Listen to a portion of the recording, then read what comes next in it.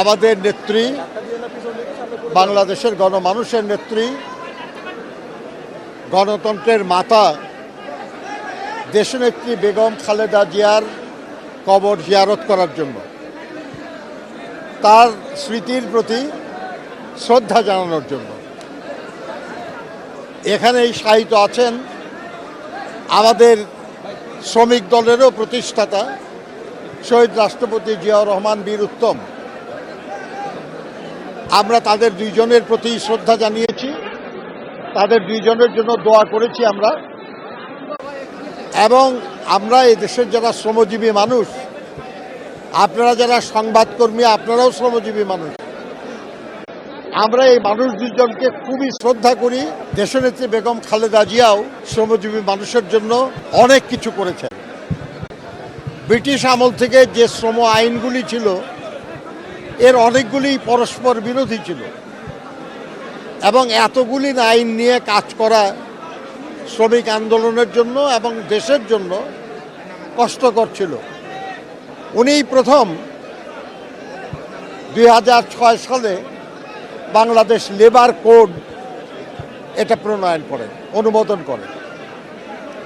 আজকে একটা মাত্র শ্রম আইন দিয়ে আমরা শ্রমিক আন্দোলন করি এবং শ্রম বিষয়ে রাষ্ট্র পরিচালিত হয়। শ্রমজীবী মানুষের কল্যাণের জন্য অনেক কিছু তিনি করেছেন এবং তার বিশেষ গুরুত্বপূর্ণ হলো শ্রম কল্যাণ ফাউন্ডেশন, লেবার ওয়েলফেয়ার ফাউন্ডেশন, যে ফাউন্ডেশনের তহবিলের ব্যবস্থা করে গেছেন তিনি। আজ কোটি কোটি টাকা সেই তহবিলে এবং তা দিয়ে দুস্থ শ্রমিকদের জন্য কল্যাণমূলক কাজ করা হয়। এই মানুষ দুজন আমাদের অত্যন্ত শ্রদ্ধার মানুষ।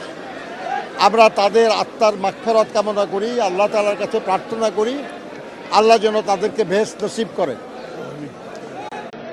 আর আমাদেরকে যেন শক্তি দেন আল্লাহ, যে তারা যে পথে যেভাবে এ দেশের মানুষের জন্য কাজ করেছেন আমরা যেন সেই কাজটা সম্পন্ন করতে পারি। বন্ধুগণ, একটা দেশের উন্নয়ন, অগ্রগতি এটা নির্ভর করে সে দেশের শ্রমজীবী মানুষের কাজের মাধ্যমে, কাজের উপর। আমরা বলি উৎপাদনের রাজনীতি, উন্নয়নের রাজনীতি। উৎপাদন ছাড়া উন্নয়ন হয় না, আর উৎপাদনের মূল হাতিয়ার হলো শ্রমজীবী মানুষ। সেটা কারখানায় উৎপাদন বলুন আর অন্য কোনো সার্ভিস বা পেশায় বলুন,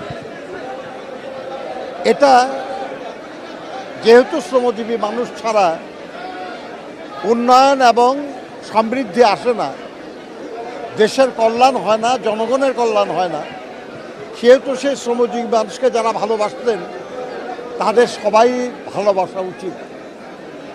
আমরা এই ভালোবাসা, এই শ্রদ্ধা প্রদর্শনের জন্যই মূলত আজকে এখানে এসেছি।